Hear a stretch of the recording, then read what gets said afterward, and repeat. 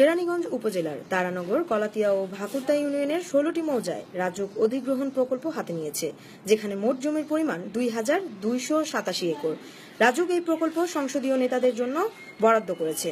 এই প্রকল্প বাস্তবায়ন হলে লক্ষাধিক মানুষ হবে গৃহহারা এবং কৃষকেরা তাদের ফসলি জমি হারাবে।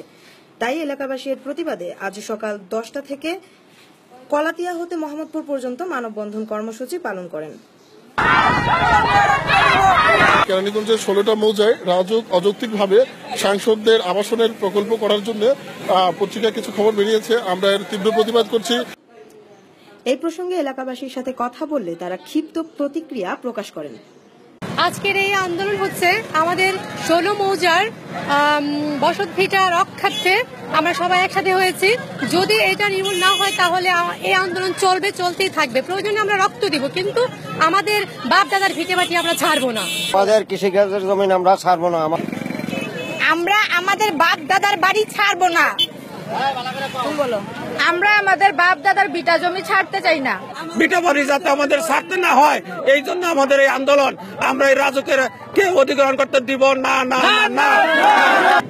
৩ মৌজার জমির প্রায় ৪০% হচ্ছে বাড়িঘর।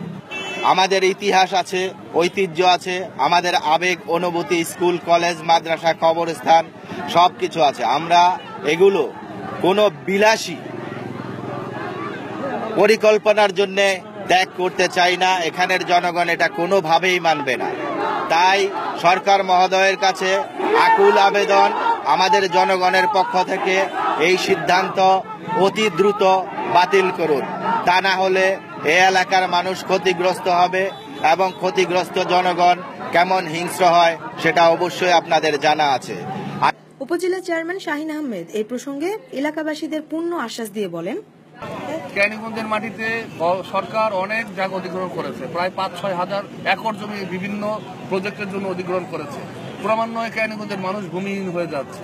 প্রায় ঢাকা শহরের অর্ধেক আপনার ফসলও দিয়ে এইখান থেকে আপনার যায়, বিভিন্ন শাক সবজি থেকে শুরু করে এই কেরানীগঞ্জের এই জমিগুলো থেকে যায়। যে আমার বিশ্বাস রাজুক এই অধিগ্রহণ থেকে তারা পিছপা হবে, এবং যদি পিছপা না হয় তাহলে এই আন্দোলন ক্রমান্বয়ে আরো বিভিন্নভাবে চলে যাবে। আন্দোলন তখন কিন্তু আর নিয়ন্ত্রণ করা সম্ভব হবে না।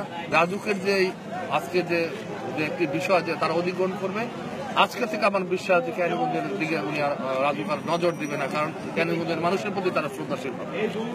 যে কোনো দেশের উন্নয়ন সে দেশের জনগণের কাম্য, কিন্তু এমন উন্নয়ন যদি সেই দেশের জনগণেরই ক্ষতির কারণ হয়ে দাঁড়ায় তাহলে সেই উন্নয়ন কারো কাম্য নয়, এমনটি এলাকাবাসীদের বক্তব্য।